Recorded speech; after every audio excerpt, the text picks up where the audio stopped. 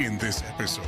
I'm not usually an Islander fan, but this, I mean, they did a really good job with this cover. You know, yes, they did a great job. It's almost too true to form. Like, it sounds like the original. What's lead singer's disease? Lead singer disease is, for example, when the lead singer goes to the rest of the band and says, I demand X more dollars than you guys because people come to see me, not for us. Especially when you're playing in a band and the lead singer shows up 5 minutes before you go on and leaves 5 minutes after you're over and doesn't help with any of the setup or takedown and just thinks because I'm the singer and I don't have any equipment, this isn't my responsibility. I gotta stop Jason from having terrible takes. There's only so much allotted per cast, and we've reached the quota. For those who aren't aware, in my opinion, OG 3 Days Grace in the early 2000s was one of the most promising rock bands I had seen come on the scene. I told Travis 5 minutes before the cast, oh, by the way, you're doing Let's Get Heavy today. It's like, okay, alrighty then. I don't even know what I'm doing, so, you know, whatever. That makes 5 of us. Welcome to Rock Fan Radio. Built by fans, for the fans. From the roar on the stage to the chaos on the floor, we live and breathe it. This is where the music gets loud, the stories get real, and the fans take over. Join us as we talk everything rock and roll. Plug into rockfanradio.com for the latest episodes, exclusives, and everything happening in the rock fan world. And check out our news feed to stay up to date with everything rock. Join the growing rock fan community and be one of the founding members as you join us on the mission as we hunt for 1,000. Turn it up, get your horns up, let's rock. Here's your host, Jason. Welcome to Season 2, Episode 19 of Rock Fan Radio. It is Thursday night. It is the 13th of August. We have Dave in the room. We have Travis in the room. We have Parker is back. We got Steve in the room. And of course, I'm here with you, Jason. Thank you so much for joining us here on Rock Fan Radio. We got an action-packed day set up for you. But before we want to get in that, let's talk about the hunt. We are at 147 subscribers of the hunt, creeping on that 150 number. Thanks for everyone out there who's been supporting us. If you have not done it yet, join us in the hunt. Go to YouTube, subscribe to our feed. Help us get to that mythical 1,000 subscribers. That is our internal goal. Once we get there, we are going to open up some chat forums. We're going to do some exclusive episodes. We're going to build more community out of it. Special stuff. But first, we got to get to 1,000, so help us get there. Thanks so much for tuning in. Steve, what's the song of the week? This week's song, Last. Artist, 9 Inch Nails. Rock Fan Radio's Song of the Week. I'm going to go Last by 9 Inch Nails. Woo! Old school banger. And this song is pretty special for me because it comes on the heels of Pretty Hate Machine, right? And it's on the album Broken, or excuse me, EP Broken. And I spent countless hours listening to this as a kid on my Sony Discman on the fucking bus. I had an hour bus ride, and man, I would listen to this album over and over again. I remember it being a very pain in the ass opening up the disc, because if you remember, it was like a foldable, like the whole thing was folded. It wasn't like a regular case. It was cardboard, and you unfolded it, and it was just a pain in the ass to open. But this song just slays, and you know, it's part of a time period that I feel is getting forgot. I don't know if that's true to say or not, but you know, when you talk with some of the younger guys, you know, they don't know this stuff, and that's why I picked it for tonight, because it's one of those old school songs that I just keep going back to over and over and over. So yeah, Last by 9 Inch Nails. If you haven't heard it, check it out. If you know what it is, you know what I'm talking. Broken's like that secret EP. This was before the internet back in the 90s that not a lot of people knew about, that sat between Pretty Hate Machine and Downward Spiral. And it might be better than both of those. Yeah. I could make a case, I could make a case good. better than Downward Spiral, but Pretty Hate Machine's pretty perfect. Yeah, I mean, there's some bangers on that EP too. Like Wish, Opinion. I mean, it starts out with those two songs and then it goes into Last. But yeah, it's pretty heavy too, which 9 Inch Nails, yeah, they can get heavy, but this thing is pretty much heavy all the way through. And it seems like they brought the guitar out a little bit more when that happened during this EP. Sorry, you're probably hearing my dishwasher saying it's done. But yeah, it's just one of those songs that keeps coming up on my playlist over and over again. So I'm going to age myself here a little bit, but I actually was not familiar with Nine Inch Nails until that EP came out, and I actually borrowed it from my local library. Nice. I had no idea who they were, and I was just like, oh, okay, yeah, let's check this out. I had a guitar magazine that I was looking at, and there was a transcription for Wish, and I was like, hey, that's the tape I saw the other day. Yeah, I'll pick it up. And I thought it was awesome. I was like, I don't have any idea who this Trent Reznor guy is. I'd never heard of him. And then obviously he blew up after that. But that EP is legendary. It is so good. Yeah, It came out in 92, and I was on the heels of the grunge movement with Pearl Jam and Nirvana and all that stuff coming out the year or two before. And I remember seeing the video for Wish on TV, and it starts off with this like drum track and then this, I don't know what kind of sound, like an airy, windy kind of sound. And then Reznor's vocals come in, and then this thrashing guitar felt like it was looping on my television. It's just this wall of sound. It was the heaviest thing I'd ever heard. Like, what is this? It is. We were texting about last earlier. It's not a stretch for me to say this record was life-changing for me. Because as soon as I heard that song, it's like, I got to get more of this. Bought that EP, just like you, Travis. I hadn't really heard of Nine Inch Nails before that, and I thought, this brought me on a major turn of my metal journey. This record is legendary for me. I agree with you, Jason. It is right up there with Pretty Hate Machine and Downward Spiral. It is so angry and tormented. I was listening to it last today, and can you imagine being in the studio at Trent Reznor? He's recording that. I mean, that dude sounds like he's poking himself with hot pokers or something to get that kind of angst going. He is we were angry talking about and this. hostile. Yeah, we It's were talking so about good. this on our text string today, and I was like, oh, I got to put it on now, right? I did gotta too. Yes. I got to listen to it. Yep. And I'm just sitting at my desk, like, just fucking going fucking crazy. Yeah. I was driving, so I was doing an incredible drum cover on my steering wheel. I need to get the little symbol that attaches to your vent. I have one. My brother gave me one for Christmas, and I was hitting it so hard, it eventually just fell off and it broke. And I'm like, that's probably for the better. Yeah. My family will hate that on car trips if I have that. It's so good. Tiny tangent. I saw a video of this, when those things came out, I saw the videos.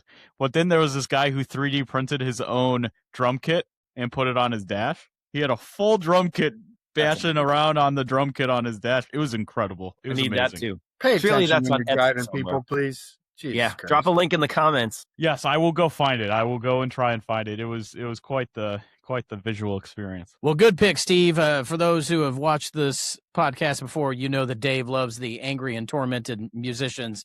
So, those are two of the ingredients needed for Dave's musical orgasm. So, Musical orgasm of the week.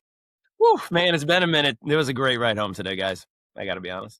God. Better than ever. Parker, take us into Backstage Buzz. It's time for new noise and Backstage Buzz.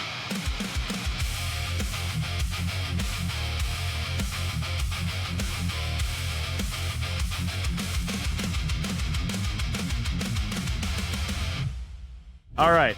Before I do that, I want to just thank myself for being here tonight to get this ship righted. Wow, what an asshole. Because Wait, what? Wow. I don't appreciate this at all. Where's your beard, Parker? Yeah, it's no, Steve, I agreed with everything you said last cast. So you and I, we're on the same page. We're homies. But the unfettered, unchecked Statica discussion was extremely difficult to edit. I'll put it that way. And I don't know why we were talking about country last time, but let's talk about some rock and roll today in Backstage Buzz.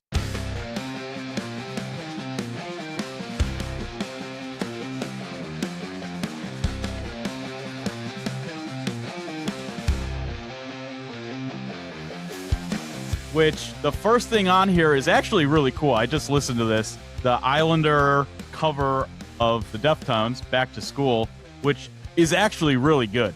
I thought it was pretty sick.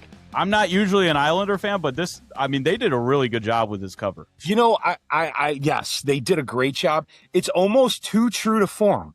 Like, it sounds like the original. It sounds, and they do a really good job. The production is a little more raw, which is cool by me, and the vocals are obviously a smidge different, but they're really not that different. And I'm like, if I wasn't paying attention, I would have said that's the Deftones thing. I read up on why they recorded this. The Deftones haven't played Back to School since 2022, and I've seen Deftones like 5 or 6 times. I don't know that I've ever seen them play Back to School. And they don't love the song because it was like the obligatory record company told them they need another single for the album. And then the record company made them lean into that song when it came out. Of course, what's the other really big song off of White Pony for Deftones? Their biggest radio song. Change in the House of Flies. Change in the House of Flies became their big one. But I believe before that song came out, it was Back to School, and they weren't happy about releasing it. And that's why they don't play it that much. And this is why Islander came out and covered it. They're like, we are covering it because this is like a lost song that Deftones doesn't want anymore. And we kind of want to take over, and we want to start playing it because they're not. So that's what they said in the interview when they released the song, which, hey, that's pretty cool. Well, if you can pull it off like they did, and they did, 2 thumbs up. It was, I mean, you're right. It sounded just like the Deftones. It was actually pretty insane listening to it. I feel like I put it on and I was like, oh, I'm listening to the Deftones. And I looked and I'm like, oh, no, it's the Islander cover. So it is very, very, very true to the Deftones original. I don't like when they're too close together, though, because then I might as well just listen to the original. Yeah, I agree with it's that. not different enough. Like, nothing more covered. We're in this together now by 9 Inch Nails, and it's good. I like Johnny's vocal in it, but it's not that different, and I love the original. So I'm like, I don't know. I listened to it a couple times, and I haven't listened to it since. I think they may have been, it could have played better, in my opinion. If you're really good at playing this cover, record it live. Record it with a live audience so you can hear the cheering and the audience doing their thing in the background, because then you have a live version of it. And that is kind of like, oh, let me go listen to this amazing live cover of this song that this other band did. That's incredible. And now you're not like, okay, well, if I'm just going to listen to this song, I might as well go listen to the original, right? Yeah, I don't know. Perfect hit, perfect bonus track on their new album, I'm guessing, is where it'll end up. Royal Blood fans in the house? Yes. I have not listened to that song yet. So the new song that came out is called 10 over 10. And Royal Blood has kind of taken a little bit of time off. They've been kind of pumping them out, every couple years. They've taken some time off recently, and they came out and they said, you know what? We were the Royal Blood show. We felt like we had to be on. We had to bring a certain performance and level and be something because we're performing and we're getting bigger. They're like, we took some time off, 2 years away from the spotlight. And this one, we gave ourselves no deadline, no distractions, and said, let's just have fun and make a record we want to make. So they kind of pulled back all this obligation they felt and released a song. And you listen to this song, it does seem more raw than past Royal Blood songs. It feels more raw, it feels less polished, less produced. I thought it kicked ass. And I have a soft spot for 2-piece bands. Just the bass player with an awesome fuzz and a really good drummer. So I've always joked that Royal Blood sounds like I wish the Black Keys did. Yes. Royal Blood's great. Yeah, the guitar tones are really good. Bass tones. That's a bass. Yes, bass guitar tones. It's very reminiscent of Caius and some of the Queens of the Stone Age stuff. I listened to the new track today. I love the production. The song, it was okay. I like the intro, but then I thought the song was a little meandering in the middle. But I'm anxious to see what they do from here, because it's funny you some bangers for sure. It's funny you said Caius, Travis, because in an article I read where the band was describing this new song, they called it Desert Rock meets Motorhead. I mean, Caius is the kings of desert rock. So yes, that's the intention. Pretty cool. And you know what's even cooler than the song? Go check out the artwork for the new album. It rips. It is really badass. It's pretty cool. Royal Blood's been around for a minute too. When were their first singles out? 10 years ago? More than that. It's been a minute. Yeah. They've been out like 2007, 2008, maybe. That's almost 20 Sounds years. about right. Yeah. Jeez. Yeah. And those first few singles they had, there were just some great guitar riffs on there. And it's like riff after riff after riff all in the same song. It was like, roll out another one. Their first album all the way through, for real.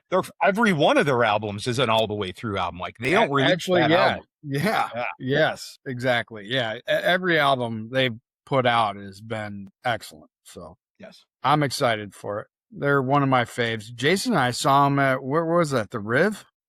I We forget. did go see him at the Riv, didn't we, Steve? You were with me. Yeah, for that was an awesome Yeah, that was show. cool. That was really cool. It was an awesome show. Last time I saw him, I went to the Sylvie in Madison to see him. And if you haven't been to the Sylvie, it kind of feels like Mad Max Beyond Thunderdome because everyone's like right on top. It's like real high walls, and it feels like people are hanging over the walls. Like it just feels like you're in like some medieval gauntlet movie You're in situation. the Thunderdome, bitch. And there's not a bad seat in the house. Go check out the Sylvie. Travis, you said that this band released their debut album, Fury and Few. You're saying they're a great band. I just listened to them first time. I had no idea that these guys were a duo, but these guys kind of jam. Yeah. So I've mentioned before that I've had a playlist that I call New Music thanks to the algorithms. I discovered these guys on TikTok. I saw a little clip of a song called Death in a Parking Lot, which is a fucking banger. I went and listened to the whole track and I was like, holy shit, man, these kids rock. Found out, yeah, they're a little duo. They formed in 2018. They're from Atlanta, Georgia, which Atlanta's always had a pretty big scene historically. There's been a lot of great bands and musicians come out of that area. They only had about, I think, 15,000 followers on Instagram when I looked earlier today, and I was like, man, these guys are criminally underrated. Their full-length debut album just came out on July 10th, and it is called How Bad Do You Want It? I listened to the whole thing today. I thought it was great. They've got a variety of influences. I couldn't really point to really a single, like, oh, they really sound like this.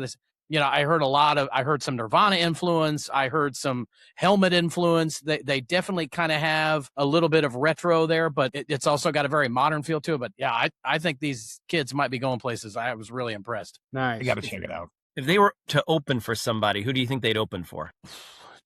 Nice question. That's a good question. Man, I don't know. Let me Right, stew bud. on that one for a little Should while. say something obnoxious like, Sleep Token or Sleep Theory or No. After the burial. just anything to piss Parker off, really, is what I'm saying. You're a jerk. You know, honestly, Beartooth. Beartooth? Okay. Yeah, Wow. I think their sound would fit with Beartooth's crowd. I don't, the totally different bands, of course, but I feel like Beartooth's fan base would really like these guys. That actually, I would agree for the most part. It's like of that rock-esque, has that anger-ish behind it. Like it is pretty cool. It's a pretty cool sound. And Jason, you would love them because they're a duo. I got a soft spot for duos, man. You do. Is it a guitar player or a bass player? Do we know? Guitar player. Guitar. It's a guitar. Okay. Yeah. Playing an 8-string. But maybe he's doing the thing where what's Scott Lucas of Local Scott H. Lucas of Local H has that guitar that's also a bass. That's also a bass. Parker, let's get heavy. Let's get heavy. Let's get heavy. All right. I jabbed you guys earlier, but I'm going to praise you now. Thank you for covering Let's Get Heavy. You guys were awesome. And thanks for the shout out for Pillars, which as of this recording, tomorrow is Friday, 8/14. And by the time this is released, Blind Lies will officially be out.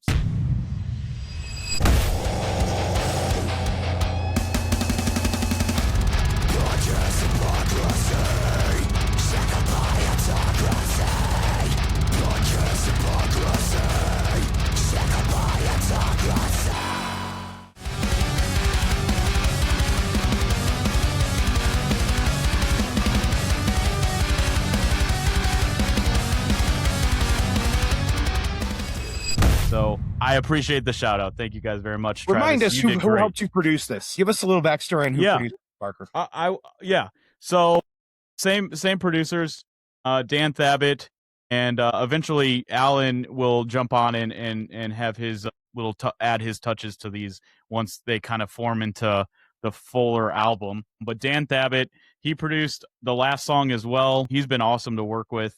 We kind of send ideas back and forth, and he's been greatly incredible to work with and greatly patient with us because this is really our first time working with a producer, so there's some, I guess, growing pains from our side, learning the process and whatnot. So Dan Thabit of Liquid Studios. He's an incredible Who else producer. has he worked with? Some pretty big names. Alan's worked with Wage War is probably the name I drop the most when people ask me, but he's worked with some other bands as well. He's actually, you know what's crazy is we talked about the Dillinger Escape Plan a while back. He's actually produced the Dillinger Escape Plan before. Mastodon, Cannibal Corpse, the Black Dahlia Murder. He's kind of been all over the place. He is kind of the guy to go to when you're talking about heavy stuff. One of the gurus to go talk to when you're talking about these heavier stuff. So we're grateful to be working with Dan and Alan. It's been an incredible ride so far. We're only 2 songs in, but we've got a couple in the chamber, a couple new singles that are in the chamber that we're gonna come out with soon, hopefully. So yeah, it's pretty exciting. Can't wait. And like a whole different experience working with someone who knows their sound so much more than we even could have anticipated. It's incredible incredible learning experience. So go check the song out. And again, thank you guys for the shout out. And Travis, you did awesome with Let's Get Heavy. Yeah, whatever. Parker's going to be out of a job after that. You're fired! Yeah, Jason dubbed it the best Let's Get Heavy ever. So there it is. I told Travis 5 minutes before the cast, oh, by the way, you're doing Let's Get Heavy today. He's like, okay. Alrighty then. I don't even know what I'm doing. So, whatever. That makes 5 of us. Exactly. I only have a couple things today. I was looking all over. There's not a ton of stuff out. So it kind of was a slow news week for rock. It really was. It really was. That's okay. I got a couple awesome new singles here, and they're both bands that I've always kind of held dear to my heart as I've dabbled through the heavy grooves. The first one is Like Moths to Flames. They just came out with a new single called Where the Quiet Devours Me, and we finally have an announcement on their EP. Their EP is called Does Heaven Ever Mourn for Me? And it's going to come out September 18th. They've been working very closely with a name that you guys might know, Landon Tours. But he is the singer of The Plot in You. And so these guys have been working really close, and Landon is helping them produce this album, and it sounds really good. This song opens up pretty groovy in your face, and then they go immediately into panic chords. And it makes me so happy. Panic chords make me very happy. And it's this crazy panic chord riff kind of throughout the entire song. Is very Like Moths to Flames, and it's a pretty incredible song. I highly recommend going to check this one out. Cool. But none of you guys listen to Like Moths to Flames, so there's no extra commentary. Some when we talked about them maybe a month or two ago, and it wasn't totally my thing. It was a little too chaotic, I think. Okay, that is fair. I might be able to get there. I was listening to it in the car, but I'll give it another try. People who are jumping into Like Moths to Flames for the first time, I would highly recommend going to listen to their album Dark Divine. It's a very good jumping in point. It's a little bit more soft and melodic, so you can kind of build from there and slowly get into their heavier stuff. But they've been really, really good at releasing heavy stuff, but then kind of toning it back more for a broader audience to listen to. And what I like about them is every album has kind of had its own tone. So somewhere in there, I'm sure people will find something that they could grasp onto. Yeah, and I'm not a metalcore guy. I saw them live with you, Parker, and I had a great time. They're a fun band. They're pretty cool. Yep, and Chris is super down to earth. I've said it before, Chris, the lead singer, he is always doing his own merch. He's always out there trying to meet fans. It's super cool to see lead singers and lead vocalists, even deep into their career, still doing the thing where they want to go meet the audience and hang out with the audience. It's awesome. The next band is Northlane. I talked about this band a little bit ago, and they had a single that was kind of not so Northlane called Evian. And it was very electronic, and they were kind of going a completely different direction. This song comes back, and it's... You buffoon, you forgot to say the actual name of the song.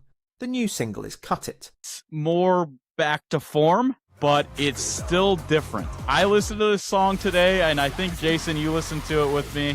I did. And it was giving me Frankensong vibes. And what I mean by that is it felt like they had 3 or 4 different late 90s and early 2000s vibes from bands like the Deftones is real heavy, and then they have this like Fred Durst, like kind of what would you call it? Like a voicey, like a voicey scream, kind of like that voicey rappy scream that Fred Durst made popular, and it combines into this amazingly very grungy metal song that features metalcore and all of these like early 2000s and late 90s vibes. And Jason encompassed it as kind of feels like newer Thornhill and the kind of stuff they're doing. If you would ask me who it was and didn't tell me, I would say that's a Thornhill song because it's got that Deftonesy, doomsy, staticky guitar that Thornhill has.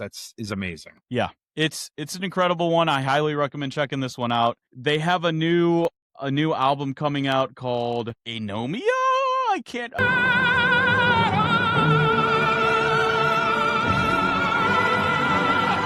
I can't remember how to pronounce this. How you pronounce it? The singing How was version that, you just Parker? did there was pretty impressive. Yeah. Anomia. Anomia is what it's called. Do you like my singing? Yeah, I like my singing. Good. Tough room. It's shit. Good callback, Travis. You got I've to tried just tie Northlane a back. couple of times. It's shit. Northlane, You know, I feel like I is one of really those should have bands- had my keyboard synthesizer connected to that, so I sound like Statica. Right?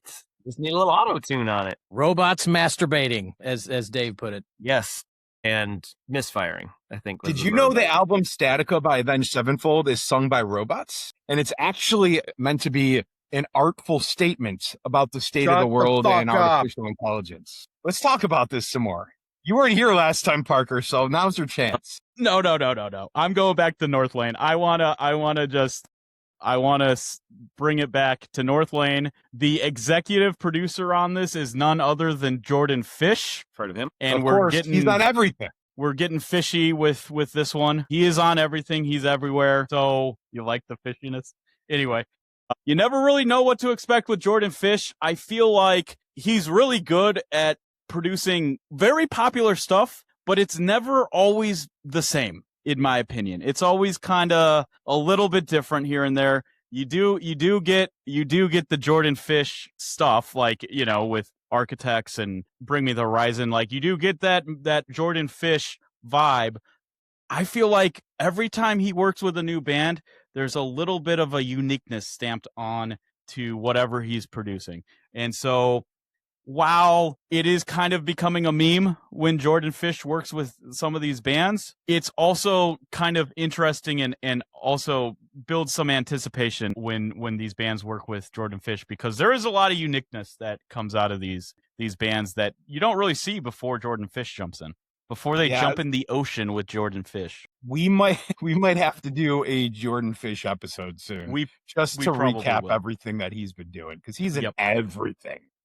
Yep. Also, honorable note here, Buster Odahome, which is a huge name in the Thal death world. He is also helping mix these Northlane songs. So that is exciting for me. Buster is probably like mostly known for his band Humanity's Last Breath, but he's all over the place. You go into heavy music and you Google like metal drums or metal mixing, you're going to see Buster's name attached to all these what do you call them? Drum packs and all that stuff. I can't remember exactly the technical term here, but he's got a ton of stuff out. I use one of his drum packs on the Pillar stuff, and he does a good job. I'll just put it that way. He does a real good job.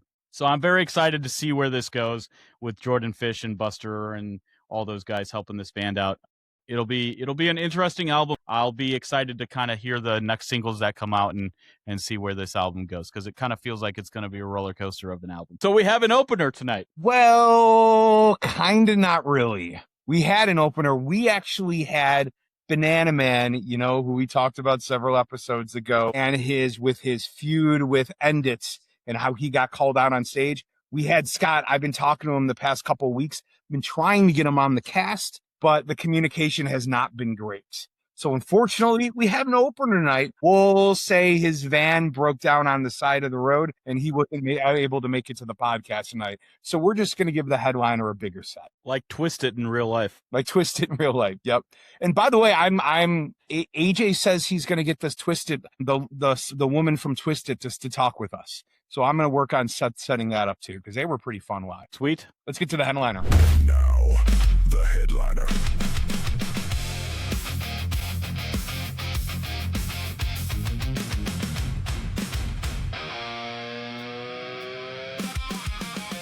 All right, we got a cool headliner tonight. Jason, you kind of put it together.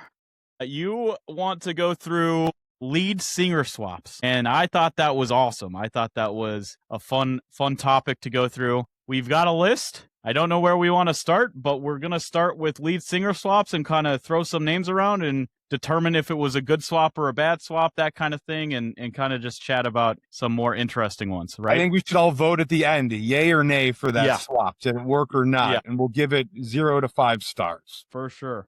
I will pass it to you to start. I have some heavy ones in the chamber here. We're gonna start with the one we left off with a couple casts ago.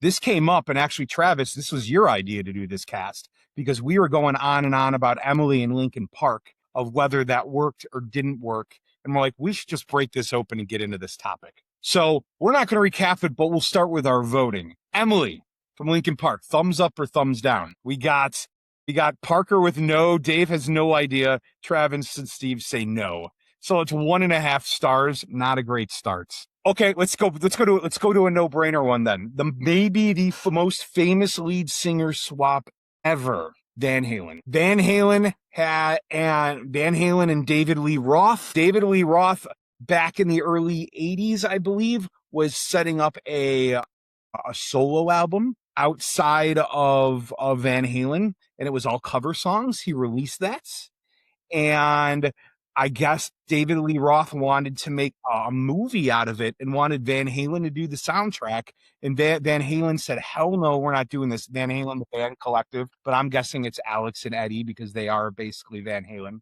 And so David Lee Roth said, screw you guys. The fighting started, and they cut David Lee Roth loose. They both cut albums that year. Van Halen with Sammy Hagar and David Lee Roth's solo album, and the new Van Halen blew David Lee Roth out of the water in album sales. I would say this was a very successful swap. So I'm going to go ahead and I'm going to give it a thumbs up. Also, there was. I think Van Hagar is better than David Lee Roth. It was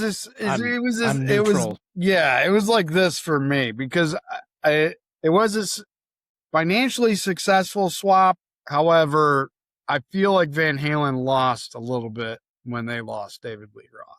So for sure, but they gained a lot too. Like they brought a whole new energy in of, and what happened was David Lee Roth wanted to write party songs and Eddie wanted to be more serious and dark. And along came Sammy Hagar and they definitely went more serious from, where they were. I want guys right now, in hindsight, Hagar is a hell of a guy. Yeah. David Lee Roth is not. But David Lee Roth is an insufferable douchebag. Yeah. When I first heard the term LSD, lead singer disease, I pictured David Lee Roth. And anytime I hear somebody say lead singer disease, that is who I think of first. Yeah. What's lead singer's disease? Lead singer disease is, for example, when the lead singer goes to the rest of the band and says, I demand X more dollars than you guys because people come to see me, not for us. That kind of ego, that kind of douchebaggery. I don't know. I mean, we've all a number of us in advance. I always call it lead singer's disease, where especially when you're playing in a band and the lead singer shows up 5 minutes before you go on and leaves 5 minutes after you're over and doesn't help with any of the setup or takedown and just thinks because I'm the singer and I don't have any equipment, this isn't my responsibility. Yes. I've played with more than a couple of those lead singers and they're the fucking worst. Right. I was about to say the same exact thing. Not a part of the band, but they feel like they are the band. Well, what did we say? We said Travis and Steve gave halves for Van Halen, so that was like neutral. A 3 out of 5 for I'm Sammy neutral Hagar. Too because I like Sammy Hagar and I like Van Halen, but it's just not my vein. So I feel like voting is a poser of me. Yeah, that's how I felt in Lincoln Park. I don't know enough of Emily's stuff to have an opinion. Well, just don't bother, Dave, because it's fucking garbage. So. Both Roth and Hagar are great singers, Yeah. but Roth was the better front man. Night and day. Mm-hmm. I'll give you that. Yeah. I like yeah, that. no, In That's his a good heyday. one. In his Yeah. heyday. But I like the, And if you want to I call saw it the Gary Death of Sharon Hagar live, stuff. which is their other lead singer. And he actually was really great, but it clearly didn't work. And that album they released was pretty bad. Balance. I got a Yeah. heavy one. I'll throw in a heavy one to split it up a little bit here Let's hit it. if we want to. Lorna Shore. See, I didn't even know they switched lead singers. I know Yes. nothing about their old lead singers. The fun internet deathcore band that plays at Lollapalooza. This band started with Tom Barber, who was the longtime vocalist for a long time. Well, guess where he went? This is a double whammy, actually. This is like an Inception lead vocalist change, because Tom Barber in 2018 was called up by Chelsea Grin, and Chelsea Grin decided that they needed a new singer because the founding member, Alex Kohler, he was experiencing some serious depression and alcoholism. So he unfortunately left the band to go get treatment, and the band ultimately decided to finish the record they were currently had split open with Tom Barber. So there's an inception there, because Chelsea Grin is one of the biggest names in deathcore. They may be the band that made put deathcore on the map, from Salt Lake City, Utah, of all places. And so they flipped Alex to Tom, and now they left Lorna Shore with nobody. Lorna Shore was kind of like, what are we going to do? And they tried out another vocalist called CJ McCreary, and he just didn't work out, which then they led to, everybody knows, Will Ramos, and that is the current vocalist of Lorna Shore. And his kind of debut to the band was the song To the Hellfire. And if anyone has listened to that song, which I'm sure a lot of you have, there is a moment in the song where everything drops out of the song, and this dude, Will Ramos, starts demonic, devil, crazy screams, absolutely crazy screams. And that was the moment that Lorna Shore blew the hell up. And now everybody, including mainstream people at Lollapalooza, go see Will Ramos do these out of control screams. Their whole identity is very, well, it's deathcore, death melodic core, whatever you want to call it. But at the end of the day, it's almost like an orchestra is playing very, very, very, very heavy music on stage. That's their whole vibe, is very orchestral, classical music, but out of control heavy. Yeah. And without Will Ramos, I'm not sure they would be the band they are today. Not a chance. Will Ramos is Lorna Shore. Yeah. Like, Yeah. Do they even have other members? I've never heard of them. So this is kind of a double whammy. I don't know if you guys have dabbled much into Chelsea Grin, but Only no. when I see you wearing your sweatshirt. Yeah, fair enough. Heard of them. Chelsea many times. Grin. Chelsea Grin, to me, look, their music is still good, but they lost the heart and soul of their band when Alex left. Alex, standing alone on, Alex as himself, pulls in so much more than Chelsea Grin does without him. Alex was the face of deathcore for so long. And so that's my opinion. Sure for that. Lorna Shore, it's a double thumbs up from me. It's a thumbs up. Oh for yeah, sure. dude's amazing. Yeah. I got a heavy metal one. Yes. Hit it. Judas Priest. Yes. Ooh. Right? Okay, so the original singer, Al Atkins, was early on, like before they even had Rob Halford, who most people know and think of as the original lead singer. Of Rob Judas Halford Priest. is the lead singer of Judas Priest. Right. Right. He's not the original singer, but he is the one that made him big, right? So then they got rid of him in the early 90s, and they released two albums with Tim Owens, which the Jugulator in the late 90s was pretty damn good in my opinion. But If I've ever listened to any Tim the Ripper Owens stuff. yeah, I like Jugulator. I didn't listen to Demolition, but they actually brought Rob Halford back, and he is now currently still the lead singer. So I don't know how you think about this one, because yes, they changed lead singers, but then they went back to the. Well, I mean, so did Van Halen, right? And They went 3 back to Days David Grace. Lee Roth. Mhm. So I don't know. Are you guys familiar with the...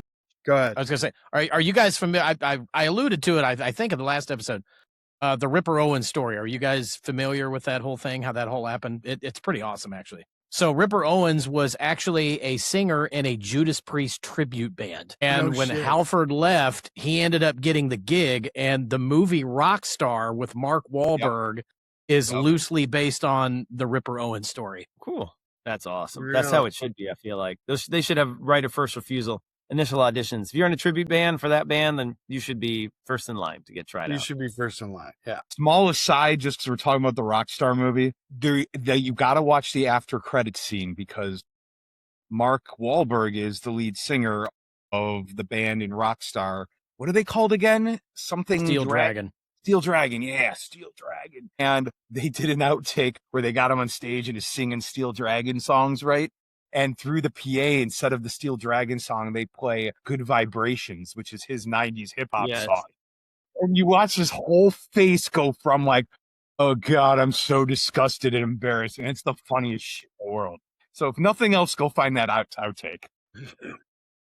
All right, I got one. If we're All right. ready. Anthrax. Travis, I know you're going to be with me on this one. Dropping Joey Belladonna and adding John Bush. And then going back to Belladonna. Going from Belladonna to Bush. Yay or nay? Yay, for sure. 100%. Yeah, I've said it before. Sound of White Noise is a masterpiece. It's the best record they've ever done. And yeah, that was one of the defining rock albums of the 90s. Yes. Bush is an incredible singer. Just, I thought, light years better than Belladonna, but I don't know any of the backstory of how Belladonna was in the band or why he was outed or left and then how he came back. I don't know any of that, but man, Bush was so good. Outstanding singer. I remember when I first heard Anthrax, it was the Bush phase because I was probably right in middle school when that came out, maybe high school. And I didn't know my I was still learning this stuff, man. And I remember when they went back to Belladonna, I was like, why would they do that? He's so much worse.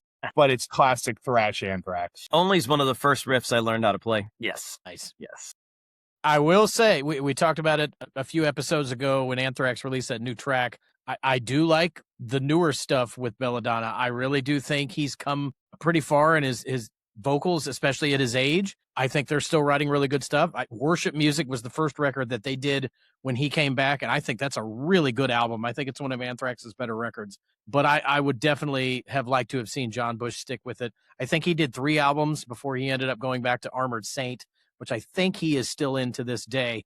But I did see that John Bush is actually touring right now, and he's doing some of the old Anthrax stuff. Cool. It's kind of a tribute, like an anniversary. So It reminds me of John Corabi and Motley Crue. You ever listen to the John Corabi album that Motley Crue released in the mid-90s? What? That album is incredibly good, like really good. And John Corabi still tours on that album. He'll go out and play songs from that album because people like it so much. No kidding. And I remember same time period, and I remember John Corabi was I actually knew Vince Neil. This is a young Jason. I knew Vince Neil, who's Motley Crue's OG singer. I knew him as a solo artist and John Corabi as the Motley Crue lead singer back in the day when I first started getting introduced to this stuff. And it's the same kind of thing. Corabi had one album, then they brought back Vince Neil, and Corabi was the better singer, and he kicks ass. Vince Neil's solo stuff was actually pretty great. It was Steve awesome. Stevens was his guitar player, who is fucking incredible. That guy is really, really good. Yeah. You're invited, but your friend can't come was the big single off that record. Oh, yeah. I got a fun one. What do you guys know about In Excess? We all Nothing. know Michael Hutchins Heard of him. passed away. What? You know how they found their lead singer? Do you remember this back in I think it was the late 90s, early 2000s? I recall Mike Patton making a big joke about it. As he should have. They found this dude, JD Fortune, because they went on primetime television and made a reality TV show out of it. Kill me now. Didn't listen to any of the new Excess stuff, but immediately gets 2 thumbs way down for me for making it a money-making machine instead of about the music. You know, to piggyback off Hmm. Travis's Anthrax, original, non-original, original, we got Asking Alexandria that sits there as well. And That's we an got interesting one. we got a fun one here because look, late 2000s, early 2010s, anywhere you look, Danny Warsnop and Asking Alexandria is the face of metalcore back then. Or as you could call them now, Warped Tour metalcore. They were... Did you make that term up, Parker? Because you said it last time, and I kind of thought like this was a Parker thing. This is a real thing. That's okay. A real thing. It's all and of course, like in retrospect, we're looking back as what are all these bands that were coming from Rise Records, Sumerian Records, all those bands were producing very similar metalcore, and a lot of people say it all sounds the same. You know, there is some significant differences, but to the greater point of that is all these bands were kind of being produced by the same few people out of these same few record labels, and they all kind of, as people say, they went through the Rise Record factory, they sprinkled the Rise Record fairy dust, and they came out as the metalcore band that everybody knew and loved back then. That was kind of the sound that you wanted. And so Danny and Asking Alexandria are kind of at the forefront of it. They were kind of the first people to kind of come up with this kind of simplified, very staccato type of rhythms that produced this late 2000s and early 2010 Warped Tour metalcore. Well, Danny decided that he liked drugs and alcohol, so he was doing a lot of that.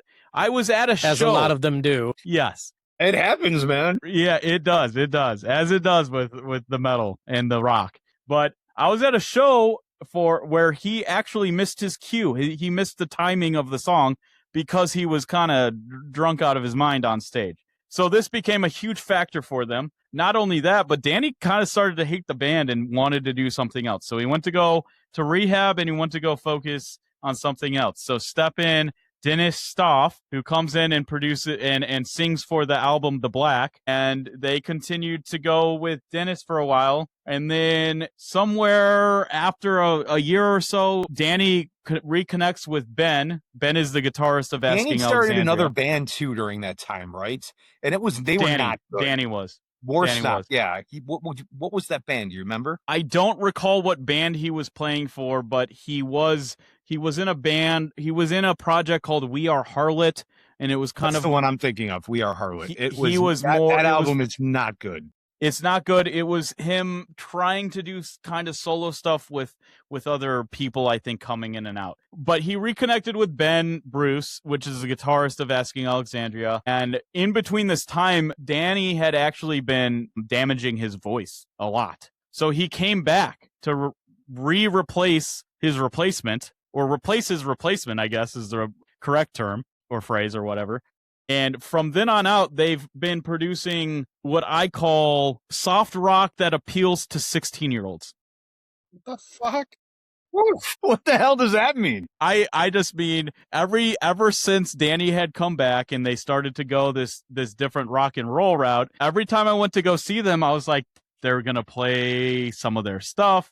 They're going to play something from their original stuff, and they never did. And all the people in the crowd were just young teenage girls, and I lost faith in the band and stopped kind of going to their shows because of it. Well, it comes out that he did an interview recently and kind of talked about that, and he has talked to the band about this, and he doesn't have any say in the band anymore. And since the return, Ben Bruce has left too to go focus on his family. So now we're left with this kind of different sound, different band. And Danny can't do the screams anymore and doesn't really have any say in the band. And he suggested bringing in someone else to play the heavier stuff because all these other bands that were from that era are now kind of going back to form. And they're uber successful doing that. Probably from nostalgia, but probably also because it hasn't been being done in the last 10 years. And so now we have Danny sitting back in the band kind of saying, I love Asking Alexandria, but my voice is taking a toll on me, and I don't know how much longer I can do this. So that's the story of Asking Alexandria. In my opinion, that's a big downward Me too. replacement from Danny being replaced and then Danny re-replacing. I Danny feel like coming both back of them, is a thumbs up. This other dude is a Danny thumbs coming down. back was, yeah. Danny, I think Asking Alexandria is a big thumbs down Danny coming back is Wow. when he first came back is when they released their best music. And Yeah. that's me as a rock fan, not a metal fan. Yes. Or more Right. of a rock fan than a metal fan. And from Yes. my perspective, their best stuff was the first two records. Of course. Yes. Wow. All right. I hear you. I got one for you. 3 Days Grace. A fun one, right? Because A particularly we have- interesting example. Yeah. We've got Adam Gontier, who was the lead singer till 2013. And I saw him a couple times. I saw him be great. I saw him opened up for Avenged with Seether and Bullet for My Valentine. That's a cool lineup, by the way. I saw him make a total fool of himself and be just a chatterbox talking nonsense. And we looked at each other and goes, this guy just needs to shut up and play music. And then like 6 months later, he got replaced by that one dude that hangs out with Chad Kroeger from Nickelback, Matt Walsh. Better or worse, upgrade or not? How can you? No way. I don't know. I mean, the Gontier's departure. Okay, so here's the thing. He left after Transit of Venus came out. When that album came out, let me back up. For those who aren't aware, in my opinion, OG 3 Days Grace in the early 2000s was one of the most promising rock bands I had seen come on the scene. Their first 3 albums are incredible. I saw them live several times. I thought they were awesome. Transit Venus came out. I was like, what is this shit? I hate it. And Gontier apparently felt the same way. He did not appreciate the creative direction of the band. He left. He did Saint Asonia for a while, which I was actually really excited about because it had Mike Mushak from Stained. Their first album was nah. The second album bad all around. See, it was You know, it was that band was crazy because I was also like we saw them at Northern Invasion Festival a few years into them being Saint Asonia, and even still, all he did on stage was bitch about how he wasn't in 3 Days Grace anymore, and bitch about how he wasn't allowed to play songs from 3 Days Grace, and then proceeded to play every fucking hit that he had in 3 Days Grace. So I think that took a toll on him more mentally than he probably would admit, but you could see it on stage, and I think that affected Saint Asonia a lot. Yeah. I'm sure. Yeah. And I didn't like My Darkest Days. I didn't care for that band. no. He's a decent singer, but in my opinion, their golden days were behind them. But in their defense, they continued to release hit after hit. And I recall, this is not the case anymore, but there was a time when I remember them becoming like they had more #1 modern rock tracks than anybody in history. I remember they had surpassed the Red Hot Chili Peppers. This was probably in like the 2010s, 11s or so. And I was like, okay, that's pretty impressive. That's a huge feat. Now they've been surpassed since then, but the fact remains they sold a lot of records with both of the singers. Now they've got the duo dynamic. Here's the thing. I haven't seen them live. I would be interested to see how that would play out live. I know you guys have talked about it before. Personally, I don't like the record. I just don't think the songs are any good. I thought Mayday was a really good, that was the first single they released. I really like that track. The acoustic riff into the electric, I thought that was really neat. But honestly, the record was just very average to me. I don't know if they have it in them anymore. They've been around for a long time, so I give them credit for sticking to it. But personally, the OG 3 Days Grace all the way. Yeah, when they came out with the new lead singer, I was like, what the fuck is this? This doesn't sound like 3 Days Grace. What the fuck is going on here? And then, they had a couple okay songs with that guy. And then, when they brought back the OG singer and made it a duet, it was like, what the fuck? Like, what's going on here? Like, I've never heard of this before. You saw that show, Parker. You said it was decent. Okay, so 2 shows I saw. I saw him at Sonic Temple, and I saw him at I can't remember the venue name up in Milwaukee. But Eagle Ballroom. no, it wasn't. It was not that. It was the basketball stadium for one of the Bucks. For the yeah, ball. for the Bucks. Yes, I don't remember what it's called, but Some corporate name. it's interesting because when I saw them at Sonic Temple, it was the first time they were. It was like, oh look, Adam's back. He's back, and we're gonna do the duo thing. And it was the first time they were on the road with him, or with them both, and it felt like that. It felt like it was the first time, and they didn't like each other, and that Adam wanted to be there by himself, but because the other guy has family ties to the band, that it felt a little bit like they couldn't really just get rid of him. I will say this, when they brought Adam back, you know, there was a low point for 3 Days Grace. They were starting to fade. And then they brought Adam back, and all of a sudden they're playing festivals and stadiums and filling arenas again. And so I don't know how that feels for Matt, because that's got to kind of sting just a little bit. But also you got to be like, okay, well, this is the OG guy, right? So the first show, they were fighting on stage. Not really, because they're a very professional band. They've been doing it for years. They're all performers. They all know how to get through the stuff. But you could feel the tension between them trying to both be in the spotlight. It was weird. It didn't work, and it was not a good show. And then when I saw them the next time, it actually felt like they were growing and they were starting to get a rhythm. However, there still was that weird, awkward tension between the two of them, and they decided to stop the whole set and play an acoustic set. And they played My Darkest Days, Porn Star Dancing, as an acoustic song in the middle of their set. So that's not an acoustic song. It's not. They're still working out the kinks. I don't know if I'd say it was a great show, but was it entertaining? It felt like they were getting their feet again. And it did feel like when I went there, I was like, okay, I remember seeing these guys when I was in high school, and it's starting to feel that way again. When I first originally saw them, it was weird. So I think they're going to figure it out and go full stride again. But man, bringing both the singers back, I feel like we talked about this, and I feel like I don't remember. Maybe I was talking to you, Jason, but I feel like we gave them like a year at most to like last as a band, and then they would disperse. So kudos to them for lasting longer than that with the duo front runners, because a big band like that and someone like Adam and even Matt, it's hard.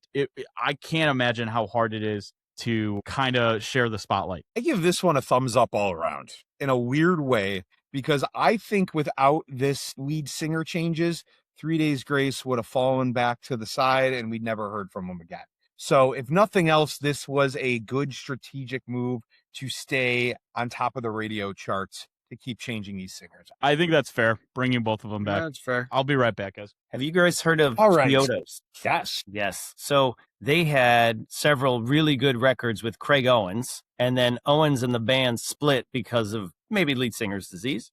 I don't know, but there was some internal strife. Owens left, and Brandon Bolmer came in. I had not heard of him before. He's a multi-talented artist, has worked with a bunch of different bands. And Tanner Wayne, the drummer originally from Scary Kids, Scaring Kids, if you've heard of them. They were popular 20 years ago. Yes. Marilyn Manson, his backup band when they first started was Marilyn Manson and the Scary Kids. Same Scary Kids? Probably I don't think so. Okay. Go ahead. But Bulmer came in and they wrote a record called Illuminatio. It was absolutely incredible. If you have a moment, go check out The Family That Slays Together, Stays Together. Fantastic song from that record. So good.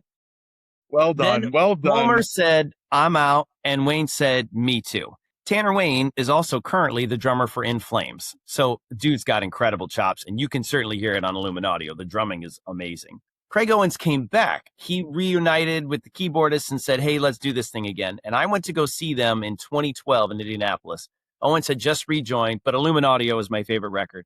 And I was all excited. I was going to hear their whole catalog and everything. They didn't play one song from that record the whole night. I was so pissed.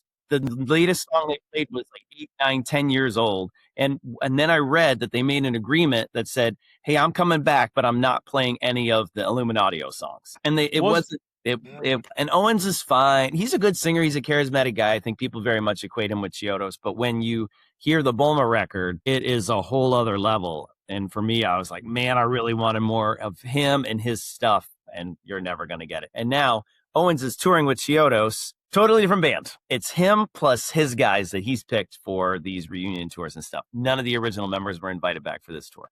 Isn't Craig Owens also from Drugs? Yes, that was his super group he formed. Yeah, okay. With a bunch of other guys after he got the boot from Chiodos.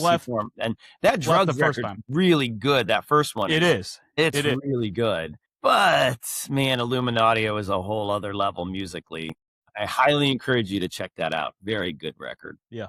We may be seeing them in Chicago soon, right? I know. I'm jealous. You're not coming. Well, not to the Chiodo show. I think I'm out of town. No, I'm coming to Polyphia. We're getting a booth for that show. I thought Polyphia and I mixed it up in my brain. Yeah. Okay. You're Do you guys remember the band Live? Oh, yeah. They're still around, but Live from the 90s. Throwing Copper is one of my favorite albums of all time. It is a classic. It's a masterpiece. Yep. It is a masterpiece. Good. Great record. Stage should be our song of the week one of these times coming up, but that's neither here nor there. Well, Live kicked out Ed Kowalczyk, or he left the band, one or the other, back in 2009. Ed Kowalczyk was a big part of the Live sound. He's got the bald head. He's got the dance moves. You know, he's very, very animated on stage. They brought in a guy named something Shin. I have it written down here. Mike Shin, maybe? Chris Shin. They brought in Chris Shin for a couple of years to play live songs, and they actually recorded a whole album. They're like, we're going to reboot the band. We're going to get all this done. The album wasn't great. It didn't make any kind of headway. It was called The Turn. And so then later on, after 2000, he fronted them from 2012 to 2016.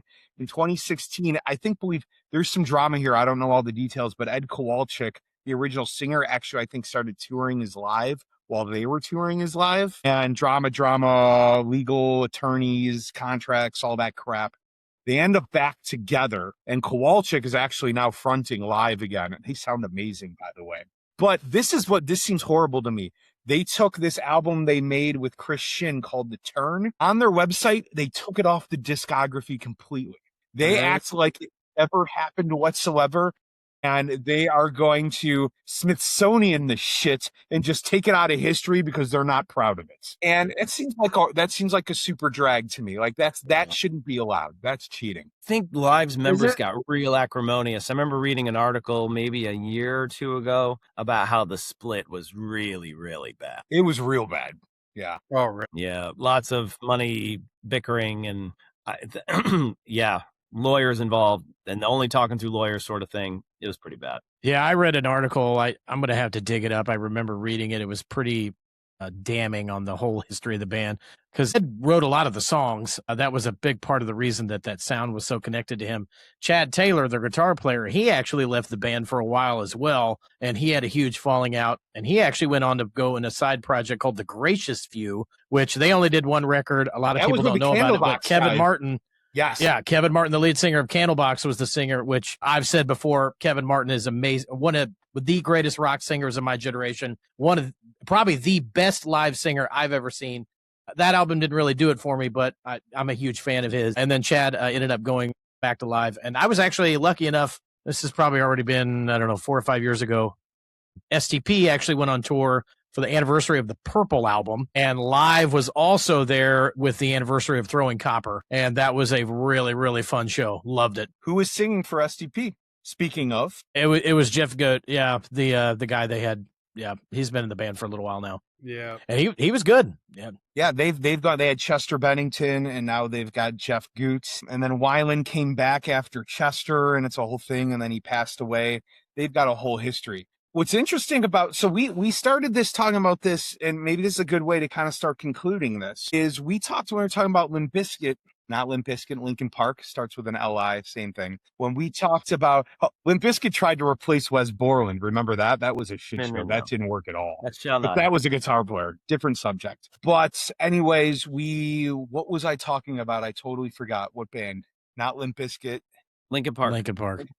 Yes, we were talking about how Linkin Park, they should have just hung it up, and when they brought in Emily and started another band, right? That was part of the conversation we had.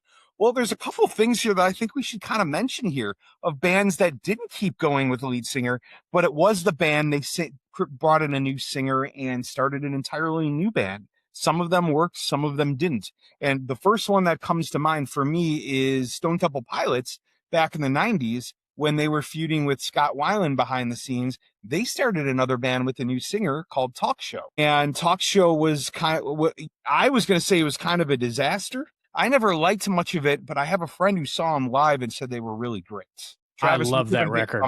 Okay. I love that record. The DeLeo brothers are all over it. You can tell it. I mean, they definitely, to me, it was an STP record that they had already written, and they just found somebody else to sing it. Duncan Coots, I think, is the name of the guy that did that record. Right. I really enjoyed it. Peeling an Orange is one of my all-time favorite acoustic songs. I love the opening riff, the open chords that DeLeo uses. It's amazing. That's a very underrated record. Highly recommend it. Cool. And then SDP did it again with Richard Patrick of Filter as they put out Army of Anyone. Again, a new lead singer. They're like, we have an asshole lead singer. We're not going to control him while he's off doing his drug thing. We're going to create music with other lead singers. And Army of Anyone. Yeah, Army of Anyone was slightly different, though, because Eric Kretz was not the drummer on Army of Anyone. It's actually Ray Luthier, who is now in Korn, who is an incredible drummer. And when I heard that record, I was like, man, who is this guy? And when I heard he joined Korn, I was like, oh, that's the guy from Army of Anyone. He's fucking awesome. Also, an incredible album and super underrated. Cool. We're gonna have to do a part 2 here. We're gonna go all night. Yeah. Well, we're at an hour and 20, man. We're getting to the other side of it, though. But then so we keep this Stone Temple Pilots thing going. Scott Weiland then went and did it for Guns N' Roses, right? So he fronted Guns N' Roses, and I actually slashed it Velvet in Revolver. Velvet Revolver. Yeah. And slashed an interview and said, why? Someone asked him, why in the world would you agree to work with Scott Weiland? He's rumored to be one of the worst people to work with. And his answer was, anything is better than Axl. I think it was more a line of like, we're used to insane lead singers. So we're used to Axl. We got this guy too. Mm-hmm. But that's pretty fun. Slash actually mentions in his book, I thought this was hilarious. He talked about how Axl was notoriously without a filter. And Slash was like, he would say whatever was on his mind. He didn't care about the consequences.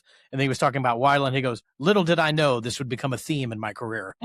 Yeah. Man, Velvet Revolver wrote some really good songs. That first record. I think that's some bangers, dude. I think they had a second one that I don't remember caring for. If they did, I don't even know if they had a second one, but that first one was so good. I was lucky enough to see those guys one time. So prior to Sonic Temple being Sonic Temple, it was Rock on the Range. Yeah, and I went to the very first one when it was only one day. And Velvet Revolver was the second band from the headliner. ZZ Top was the headliner, which I thought was a very strange headliner compared to all the other bands that were there that day. But it was awesome. That was the one and only time I got to see them. And I'm very glad I did. Cool. Interesting. ZZ Top was my first concert. I was a sophomore in high school. Wow. ZZ Top. That is an interesting first show. It is. Any other honorable mentions before we wrap this up? I was like, we can't go this episode without bringing up Bon Scott and Brian Johnson. Yeah. So one of my favorite stories is, and I don't want to make light of Bon's death, but if you guys have ever heard the story of the coroner's report, the medical examiner that wrote up the report.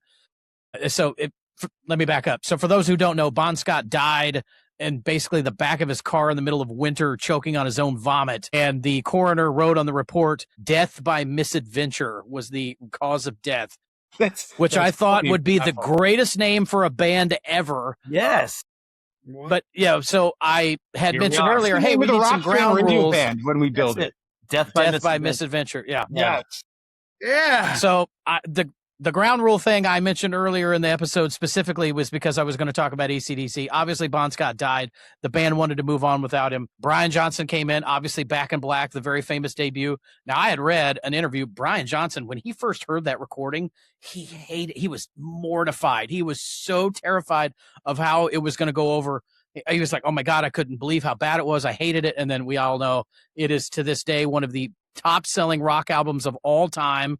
It is without a doubt one of the most successful bands of the history of music. I think Back in Black has sold like 40 million copies worldwide. And you can't argue that a perfect record last podcast. Back in Black might be a perfect record too. And of course, famously produced by Mutt Lange, who I believe is Shania Twain's husband, if I'm correct. I think that's one of his legendary. Yeah, absolutely. Great album, well produced. Angus's guitar tones are just perfect on that record. The songs are great. And I'm Brian Johnson. I think he's either deaf or almost deaf, but they're still touring. I think they're doing one more. I want to say they're playing South Bend on their upcoming tour. And I've actually never seen AC/DC.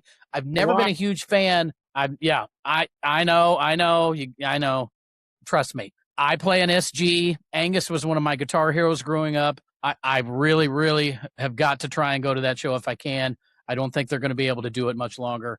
I've seen some footage and, obviously Malcolm's not around, which sucks that I'm not going to be able to see that. But, those guys are, man, they're got to be mid-70s now, at least? Prepare to be underwhelmed when you see not because they suck, just because they're past their prime, right? Steve, we saw the past 2 tours. I went with Steve. We've and the seen one them, 2 ago was really good.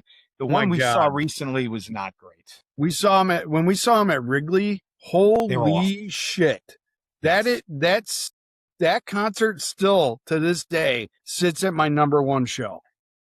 It was good. Like It was ever. really good. And it was just so good. And they fucking rocked Wrigleyville so hard. And then about 10 years later, right, Jason? I think it's about 10 It years. might even not been that long. Yeah, but something on that order. Yeah. I think it was, man. I hate to say it. But we saw them at Soldier Field. And if anybody knows, Soldier Field is a fucking horrible venue to go see music. And there was echoes.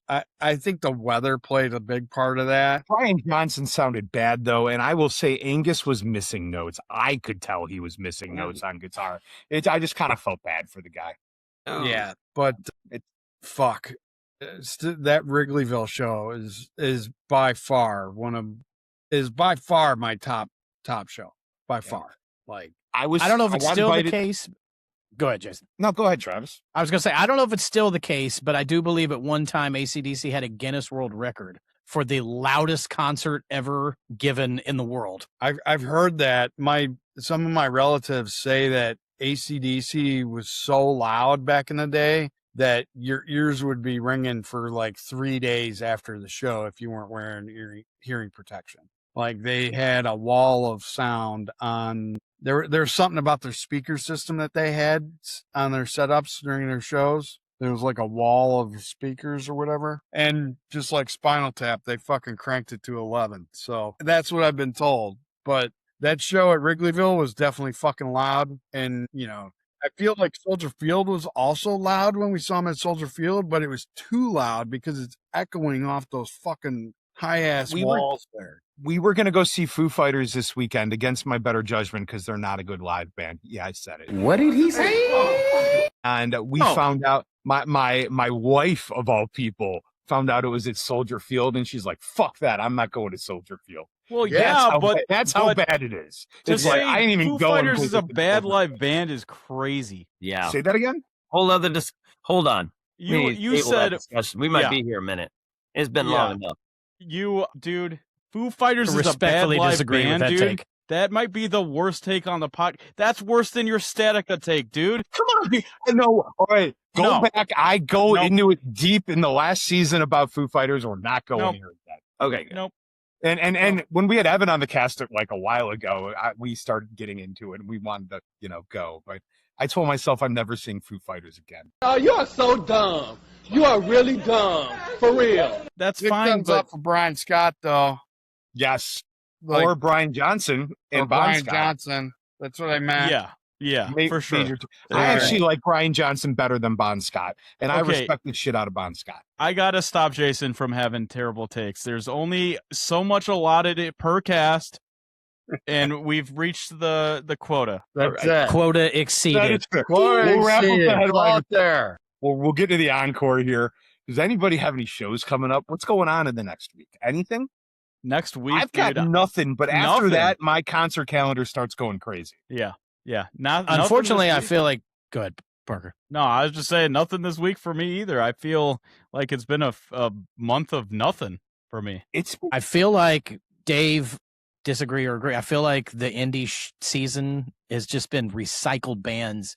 Yeah, that we just kind of see year after year after year. Like it's like the same lineup. They just like changed the dates, from a couple years ago. So they were just here. Like there's but not the summer has been just kind of nothing's been really very inspiring. It's been a weird summer in general. Just the weather has not been cooperating either. It's been a pain.